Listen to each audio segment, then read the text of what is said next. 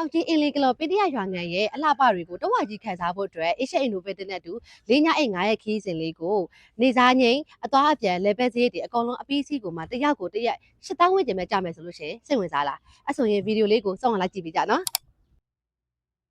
မနခင်ဆက်စောကလောမျိုးရဲ့ရေရောင်းမှပြူပိုင်ကိုရောက်တာနဲ့မြင်တွေ့ရတဲ့တောင်တန်းတွေရဲ့အလှကရေသက်ရှူမောစရာကောင်းလာပါတယ်ရှင်။ရန်နာကိုရောက်ရှိနေတာကတော့ပင်းတရရွှေဦးမင်းလှိုင်ကူတော်ဖျားမှာပါ။ဖျားဖူးပြီးတော့နမဲကြီးချယ်ရီမြိုင်တန်းလမ်းမှာလည်းချယ်ရီပန်းတွေနဲ့အတူတပုံလှလှလေးတွေရိုက်ခဲ့သေးရဲ့။နေ့လယ်စာကိုဟင်းကားမျိုးနဲ့မြန်မာသမင်းဟင်းဖူးဝေးဆိုင်မှာအဝစားခဲ့သေးရဲ့။ကဲဒီမှာကြည့်ပါဦး။ရေပြားရတကယ်ကိုပြားလဲ့နေရပဲ။တောကျရေတကုံရောမင်းမရဲ့တခင်မတော်ရောအကုန်စုံအောင်ရောက်တယ်။ပြီးတော့အဖေတိုးချံမှာချစ်ချာတိုးလေးတွေနဲ့တပုံရိုက်ခဲ့ပြီးတော့တောင်မင်းကြီးခုံပြပေါ်ကနေကလောမျိုးရဲ့နေဝင်ချင်းအလှကိုလည်းကြည့်ခဲ့သေးတယ်။ညစာကိုတော့မူကထပူပေးအဝစားနဲ့ဒီနေ့ကိုအဆုံးသတ်လိုက်မယ်။နောက်နေ့ရမနေ့ခင်မှာတော့ပြတ်တောင်ဘက်ကိုရောက်နေပြီကြည့်ပါဦးတောင်စလုံးကြကရထားတန်လန်းဆိုတာဒါပေါ့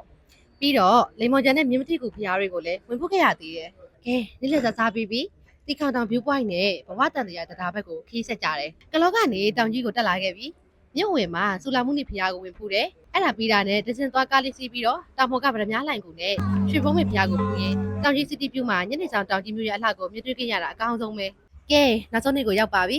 မနက်ဆက်စောဟိုတယ်ကနေထွက်ပြီးတော့အင်းလေးရေပြေကျဲကြီးထဲမှာဆက်လီစီးပြီးတော့ဖောင်တော်ဦးဖရားရဲ့မိုင်းတောက်တရားရဲ့သွားခဲ့သေးရဲ့ပြီးတော့ဓပုံလှလှတွေနဲ့အများကြီးရိုက်ခဲ့သေးရဲ့ကလောကိုပြတ်တက်လာခဲ့ပါပြီအေးပန်းလန်သမားတွေကိုကလော Heritage Hotel နဲ့ Cafe မှာ coffee လေးတောက်ပြီးတော့အမောဖြေလိုက်တယ်အိမ်မပြန်ခင်ကလောမြို့တဲကနိုင်စီဘူတာနဲ့မောမြေဦးပန်းချံတွေကိုလက်ပတ်ကြည့်ခဲ့ကြသေးတယ်နောက်ဆုံးအနေနဲ့ကလောမြို့မဈေးမှာအိမ်ပြန်လက်ဆောင်တွေဝယ်ခဲ့ပြီးတော့ရန်ကုန်တို့ပြန်လဲထွက်ခွာပါတော့မယ်ရှင်ဒီလိုမျိုးတောင်ကြီးအင်းလေးပင်းတရရွာငံကလောနေရအစုံကိုအတိပတိတွေအများကြီးနဲ့အကုန်အပီးစီကိုမှတယောက်ကို3,9,500ကျပ်ပဲကြားသိမှာဆိုတော့အရန်ကိုမှအတက်နေပြီနော်ဒါကြောင့်အခုပဲအမြတ်သားဖုန်းဆက်ပြီးတော့ hello လုပ်လိုက်တော့နော် bye bye